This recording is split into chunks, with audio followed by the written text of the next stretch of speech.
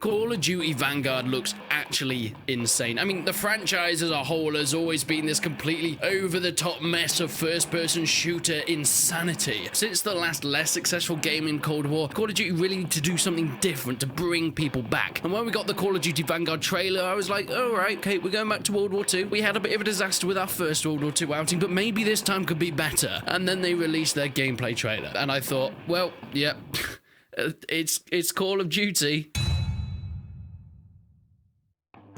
I think at this point a lot of people are fed up with the run-and-gun insanity shooter, with absolutely no semblance of teamwork, realism, or actual skill and tactics. Quick scoping with snipers in a World War II setting looks absolutely ridiculous, and whilst they're known for the Second World War style of games where they started, it seems like they've done that dry and they don't exactly know what they're doing with it anymore. Battlefield 2042 seems to have a much better reception, even though that's going back into the future time, so I thought to myself, look, okay, Call of Duty Vanguard looks terrible, if I'm going to be completely honest. So what can I play instead? If I like World War II, if I like first-person shooters, if I like teamwork and tactics, what could I play?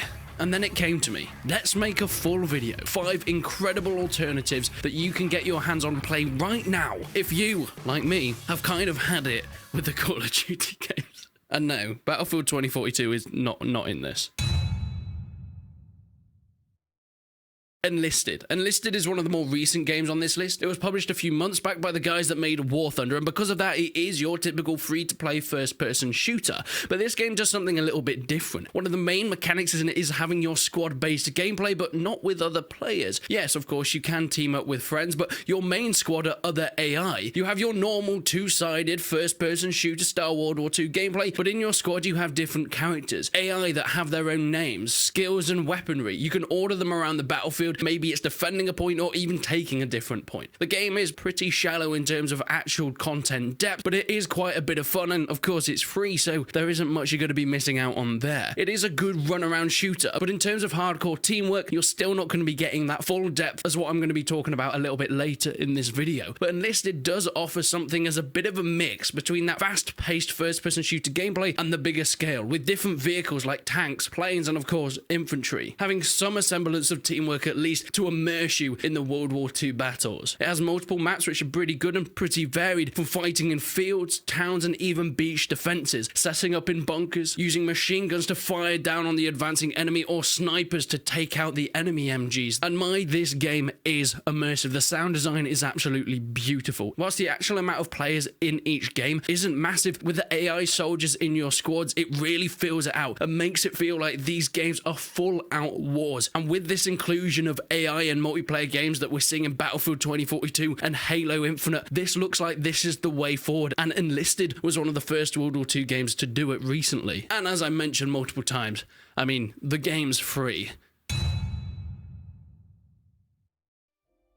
Post-scriptum. Now, post-scriptum is a bit of a weird one for me. You see, I have played quite a bit of post-scriptum, especially on the free weekends, but recently I have stopped playing it completely, and I think it's the same for a lot of people. Whilst the game is still playable, I've made sure every single game on this list has a player base so you can actually get into games. Post-scriptum is a little bit on the dodgy side. The player base does seem to be dwindling at the moment, and I think it's just down to the very clunky feeling of the game. The UI is awful. The movement in the game feels a little bit clunky. So you might be thinking, Resonant, why are you recommending this game? Well, the overall feel and immersion in Postscriptum is like no other. The sound design is absolutely fantastic. Some of the animations, the assets, and especially the particle effects and explosions are actually gorgeous. This game is the hardcore World War II FPS. If you're wanting something like Squad or Armor, but putting in a first-person World War II setting, Postscriptum is where you want to be at. I remember playing on a bridge battle, firing across as enemies were trying to cross from one side and we were defending from the other. Explosions going off every which way as a tank rolled up onto the peak of the bridge and everybody scattered. This sort of game is what I'm drawn to when it comes to PC multiplayer FPSs. I love the amount of teamwork that goes into it. Having officers, crew members, commanders, and squaddies all working together in order to achieve an objective, to take points, and it doesn't get any more hardcore than this. Unfortunately, there are a few mechanics that I think have started to push people away. Things like the stamina makes it more realistic, but it really does affect the fun in gameplay. Having things like a weird tea drinking mechanic in order to replenish that stamina. I know it sounds insane. If you've played Postscriptum though, you know what I mean. And whilst Postscriptum is kind of on a downfall in terms of its player base, I think it could be revived because it has such a solid base, and with enough updates and with an array of new content, they could bring it back. But I'm going to put Postscriptum on this list anyway, for what it represents, for that hardcore World War II shooter done right. Insurgency Sandstorm. Hey, Resonant, what are you doing? This isn't a World War II game. You're right, it isn't a World War II game, and in terms of a historical shooter, this is one of the only exceptions. You see, Insurgency Sandstorm is a modern day shooter, but it is done pretty much like no others. It basically takes what Arma does and put it in a first-person setting. Some people might be thinking that's what Squad does, but I do feel like Squad personally is even a bit more hardcore than Arma 3, so Insurgency kind of finds that middle ground. It can be pretty fast-paced. The maps are smaller in order to create that fast-paced shooting gameplay, and this makes it so intense, whether you're playing against other players or even AI in co-op matches, trying to go from point to point in linear battles, trying to take room after room with AI opponents that are savagely deadly around every single corner, working together with your teammates, or playing online, even competitively. The people that play this game are incredibly hardcore and incredibly good, so if you are new to Insurgency Sandstorm, I would recommend probably just sticking with the co-op game modes to start with. But the gun sounds in this game are amazing.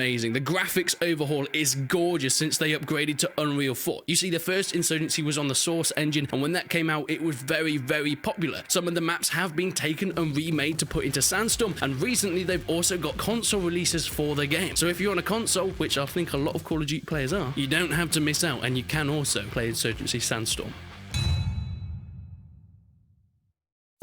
Battlefield 1. Okay, once again, not a World War II shooter, but very much in the same vein of multiplayer historical shooters, and whilst it is based in World War I, I don't think you can convince any World War I historian that this is realistic to the time period. You've got semi and full automatic weapons running around the battlefield. It does very much just feel like a World War II shooter with a reskin saying, hey, this is World War I, but you've got incredibly effective fighter planes, heavy tin can armor, and tanks that drive and shoot like they're from the future. Don't get me wrong, after saying all that about Battlefield 1, I think it is a brilliant addition to the franchise. See, the Battlefield franchise has always been the nemesis to Call of Duty. It's taken what Call of Duty did and put it on a much bigger scale, adding in vehicles that players can play anytime, not just in the campaigns with scripted events. Looking at you, every COD game ever. And you might be thinking, why is Battlefield 1 on here and not Battlefield 5? That's a World War II game. Actually, you're probably not thinking that. You know exactly why I've not put Battlefield 5 on this. But I think Battlefield 1 was the last game in the franchise that really took the IP to the next level, that added some incredible new things like destruction, something that Call of Duty Vanguard is promising that will be in their game. The only destruction we've really seen of people jumping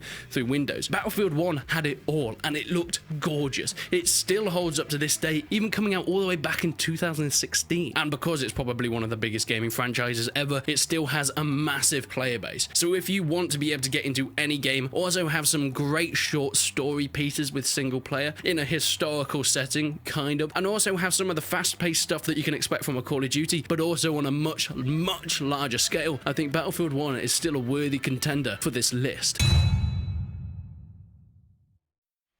And the final game on this list, what could it be? Well, not only is it my favourite World War II FPS ever, I think it's one of my favourite games of all time. And this is Hell Let Loose. Yes, I have a multiplayer-only game as one of my favourite games of all time. You might think I'm absolutely mental, but this World War II shooter is something special. Now, it is very much compared to Postscriptum a lot of the time. As I said, I think Postscriptum is way more hardcore than any other game, and whilst Hell Let Loose does have some of these elements, I think it's perfectly balanced. That large-style gameplay that Battlefield does, but also being able to move and traverse across the maps in a hastily fashion. Officers being able to put OPs so their squad members could spawn on, garrisons being able to put in different parts of the maps once the commander calls down supplies to that position, and also have unlimited sprint. And I think unlimited sprint in this kind of thing is actually, whilst not very realistic, quite useful. The combination though between having infantry and armored warfare, having a limited amount of snipers with 2 recon squads per team, meaning that you have to be so skilled. Me and my friend James always plays the sniper and spotter, heading behind enemy lines, me looking through my binoculars, spotting out enemies, and 2 seconds later their heads are taken off by the sniper next to me. Finding tanks on the battlefield, marking them up and calling them out in officer chat. Seeing their multiple anti-tank members from every squad converging on that point. The commander calling in airstrikes and bombing runs. Oh my, the bombing runs are one of the most immersive things that I've seen in any game ever. Seeing them come towards you, cascading through a forest with wood, planks, bodies flying up every which way, trying to find somewhere to take cover or get out of its run site. There is no competition to immersion than if you get a great game of Hell Let Loose, where you have officers and squad members communicating with each other. The officers communicate with other officers that communicate with the commander. Everyone doing their part in order to become victorious and make your way through the battlefield. I know recently there's been a lot of competition in this space, but me personally, as my own opinion, I feel like Hell Let Loose is the best World War II shooter out there and probably your best alternative to Call of Duty Vanguard. Not only all this, but with its recent Eastern Front expansion, you now bring the Russians into the game. The Battle of Stalingrad is beautiful. The Battle of Kursk is intense, fighting through trenches as tanks roll up over hills to take out vital positions. And now it is recently in the last few days been released on Xbox and PlayStation. Cross-playing between those two. Okay, they haven't put cross-play between console and PC, but that's kind of understandable. We probably wouldn't want that. But the game has expanded so much. The team has done such a fantastic job of taking this from a relatively small shooter in competition with Postscriptum to moving up to a AA, even brushing on the bottom of AAA at this point. Team 17 have made something amazing here. I could talk about Hell Let Loose all day, and I might have to do that in another video, but please let me know what you think. What are your favorite alternatives to a game like Call of Duty Vanguard, or do you think that the new COD could actually live up to its World War II predecessors? Let me know down in the comments, but leave a like on the video if you enjoyed it, leave a dislike